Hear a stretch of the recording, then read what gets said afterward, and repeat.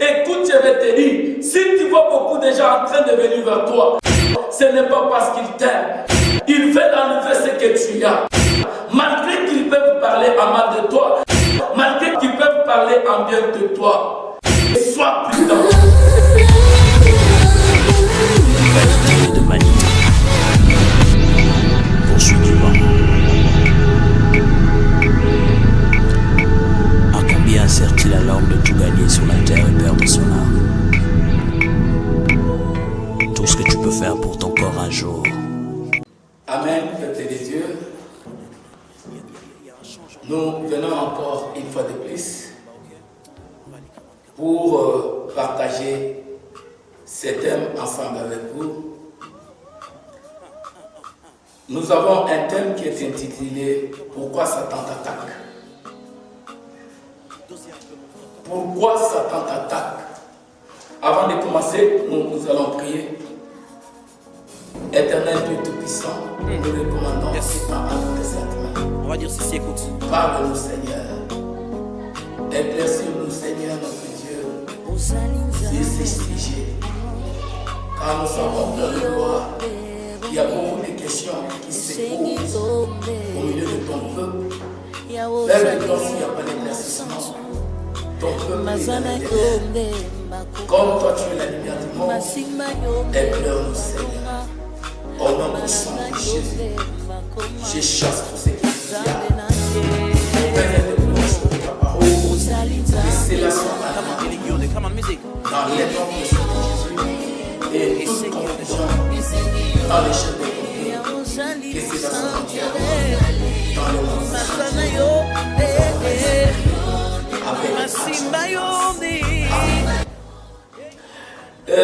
Comme nous venons de le dire, pourquoi Satan t'attaque?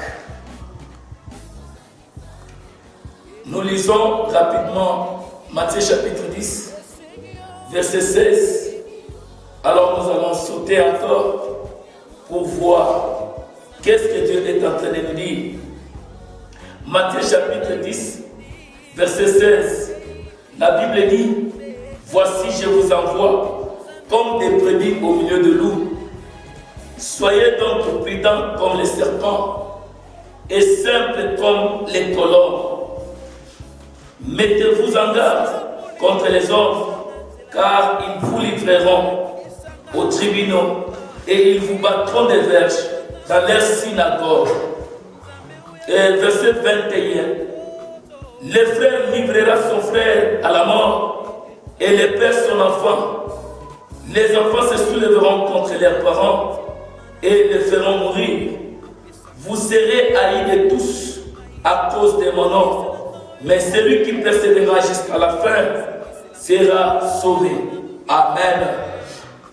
La Bible dit que Jésus-Christ nous a envoyés dans le monde comme des brebis au milieu de loups. La première des choses, si aujourd'hui on peut t'attaquer, on peut te combattre, c'est parce que tu montes, tu portes le nom du brebis. Et la deuxième des choses, il dit, vous serez haïs de tous à cause de mon nom. Nous serons haïs de tout le monde à cause du nom de Jésus-Christ. Voilà ce qui fait à ce que Satan puisse nous attaquer, ce qui fait à ce que Satan puisse nous combattre. Mon frère, ma soeur, j'ai rencontré une sœur qui est en train de dire, pourquoi moi toujours, je n'ai ni véhicule, je n'ai ni avion, je n'ai ni mariage, je n'ai ni argent. Écoute, je vais te dire quelque chose, que si aujourd'hui tu es combattu, ce n'est pas parce que tu as de l'argent, ce n'est pas parce que tu as des véhicules, ce n'est pas parce que tu as des grandes maisons, mais tu es combattu parce que tu portes un nom avec toi, le nom de Jésus-Christ. Le monde ne t'acceptera jamais, le monde ne t'aimera jamais, le monde continuera toujours à parler le mal à mal contre toi. Écoute, je vais te dire quelque chose. Joseph était un petit de tout de rien dans sa famille. ses frères l'avaient haï. Pourquoi? Ce n'est pas parce que Joseph était âgé, ce n'est pas parce que Joseph avait de l'argent, ce n'est pas parce que Joseph avait quelque chose qui devrait impressionner, mais ce que Joseph avait, c'était le nom de Jésus-Christ en lui, c'était l'étoile là qui avait en lui. Or Joseph portait ce que nous appelons le salut des nations, mais ses frères, ses sœurs le combattaient. C'est suite à cette histoire-là. Alors je vais te dire quelque chose ce matin, qu'il ne faut pas donner l'occasion au diable. Ne donne jamais l'occasion au diable. La Bible nous dit ceci. Lorsque Satan est venu vers Jésus-Christ, il a pu tenter Jésus de toutes les façons, mais Jésus ne s'était pas laissé tomber. Pourquoi? Parce qu'il savait bien que le nom que je suis en train de porter, j'ai une marque, et cette marque, personne ne peut l'ôter. Même toi aussi aujourd'hui, je vais te dire quelque chose. Il ne faut pas voir les gens qui sont en train de te combattre. Ne vois jamais les gens qui sont en train de parler en mal contre toi. Mais vois Satan derrière toutes ces choses. Écoutez, je vais te dire quelque chose. Satan avait été entré dans les frères de Joseph afin de pouvoir barrer, afin de pouvoir bloquer, afin de pouvoir freiner l'accomplissement des promesses de Joseph, pour que tout ce que Joseph voyait, que cela ne puisse pas se réaliser. Alors il est entré dans ses frères. Les frères de Joseph avaient voulu porter la mort à son frère. Moi je vais dire qu'il avait porté la mort. Pourquoi? Parce qu'au devant de ses parents, ils ont dit que Joseph a été tué. Et les parents de Joseph avaient mis même les deuils. Écoutez, je vais te dire quelque chose. Que lorsque tes frères avaient pu prendre Joseph, pour eux, ils croyaient que non, ils ont effacé tout. Pour eux, ils croyaient que non, c'est fini l'histoire de Joseph. Et tout ce qu'il se disait, tout ce qu'il se manifestait en lui, cela ne doit plus encore se manifester. Nous n'aurons pas encore l'occasion de nous fléchir devant Joseph. C'est fini parce que nous l'avons déjà enlevé. Mais Joseph est arrivé dans la maison de Potiphar. Lorsqu'il est arrivé là-bas, il a connu encore le même combat. Ce n'était plus la famille de Joseph qui devait le combattre, mais maintenant c'était une autre famille. C'était une autre catégorie de personnes qui devraient maintenant combattre Joseph.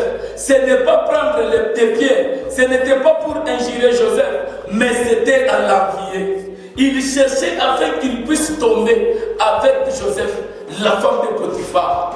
Mais Joseph avait refusé. Il ne s'était pas laissé. Malgré qu'il avait refusé, cette histoire-là ne s'était pas arrêtée comme ça. La femme de Joseph, de Potiphar, a cherché seulement comment créer des situations à Joseph. Il a pris la chemise de Joseph. Il a dit, voilà, ce garçon, il veut m'importuner. Écoutez mon frère, ma soeur, ce n'est pas parce que tes proches peuvent vous parler en mal de toi que c'est la vérité. Tes proches peuvent me parler en mal de toi. Tes passés peuvent parler mal de toi. Tout le monde peut même montrer depuis sa conviction aux gens que cet homme ici c'est un sorcier, cet homme ici c'est un magicien, cet homme ici il est comme ça, comme ci, comme ça. Mais écoute, je vais te dire quelque chose. Ce n'est pas parce que les gens parlent mal de toi, ils ont changé ton histoire. Les hommes ne changeront jamais ton histoire. Si toi tu restes fidèle à Dieu, je vais te dire quelque chose, que ce matin, lorsque Joseph avait pu comprendre que moi je ne suis n'importe qui, il ne s'était pas laissé tomber par la femme de Potiphar. Écoute, toi qui es en train de coucher avec les femmes des chefs, pourquoi? Parce que je vais gagner l'argent. Toi qui couches avec les autorités, écoute, toi qui couches avec tes chefs pour que tu sois privilégié quelque part. Je veux te dire que ce que tu es en train de faire là, tu ne sais pas. Ton étoile est en train d'être détournée. Ce que tu as comme des opportunités, Satan est en train d'enlever cela. La Bible dit que les voleurs ne viennent que pour détruire, pour dérober et égorger. Écoute, je vais te dire, si tu vois beaucoup de gens en train de venir vers toi, ce n'est pas parce qu'ils t'aiment. Ils veulent enlever ce que tu as. Malgré qu'ils peuvent parler en mal de toi, malgré qu'ils peuvent parler en bien de toi. Écoute, je vais te dire, qu'il soit prudent. La Bible dit, je vous envoie comme des brebis dans les morts, au milieu de loups. Mais soyez donc prudents comme les serpents. Le serpent ne peut jamais se laisser à tout mouvement. Le serpent doit être prudent. Il doit voir que réellement ça maintenant je me retrouve dans une attaque quelconque. Il ne peut jamais se laisser faire. Sois prudent mon frère, ma soeur. Ne donne jamais l'occasion au diable. Si tu donnes l'occasion au diable, Satan va te faire tomber. Je vais souligner quelque chose. Que ce n'est pas ce que les gens peuvent faire de nous qui vont manifester ce que nous sommes, mais ce que nous sommes, c'est ce que nous allons faire à l'égard des gens qui nous combattent. Je répète encore, ce n'est pas ce que les gens sont en train de faire de nous qui coûte, mais c'est à notre égard qui coûte. Mais ce qui coûte, c'est ce que nous allons faire à leur égard. Mon frère, ma soeur, l'homme est son habitude, l'homme est son caractère, l'homme est son cœur. Je vais te dire quelque chose. Jésus-Christ a dit ceci. Si on te frappe à la joue gauche, donne aussi droite qu'on te frappe. Si on t'arrache quelque chose, laisse qu'on t'arrache. Je vais te dire ce matin qu'aujourd'hui, nous dans l'église, nous devenons comme des loups ravisseurs. Nous, en tant que chrétiens, nous voulons nous justifier dans n'importe quelle chose. Dans des petites choses, nous voulons toujours nous justifier. Joseph, devant la femme de Potiphar, il ne s'était pas justifié. Il a dit que Dieu sait. Il célébrera le dernier. Il doit nécessairement me justifier. Comme Job s'est laissé embrasser. On a joué avec les corps de Job. On a réclamé Job. Il y a beaucoup de gens qui étaient venus, sauf pour accuser Job, que Job était pécheur. Job a fait ceci, cela. Mais ce n'était pas tout ce que les hommes disaient de Job, que réellement c'était ce que Job était. Toi aussi aujourd'hui, ce n'est pas ce que les gens sont en train de dire de toi, que tu seras tellement ça. Ce que tu es, c'est ta position devant vis-à-vis aux problèmes, vis-à-vis aux hommes, vis-à-vis aux gens. Les gens sont en train de faire par tous les moyens que toi, tu puisses te ressembler à eux. Pourquoi? Parce que ce que tu as en toi, ça coûte très cher. Je vais te dire, mon frère, ma soeur, ne te laisse pas, ne te laisse pas lui, ne te laisse pas emporter par tout le vent. Je donne le conseil aux serviteurs de Dieu. Chers serviteurs, malgré que tout le monde peut te refuser, ce n'est pas tout le monde qui va te refuser. Malgré que toute la famille peut te refuser, ce n'est pas tout le monde qui te refuse. Je vais te dire pourquoi je dis ça. Parce que je sais que beaucoup de serviteurs de Dieu ont changé le message. Pourquoi? Parce qu'ils ont dit que les gens ne venaient pas vers eux. Jésus-Christ n'avait pas changé le message.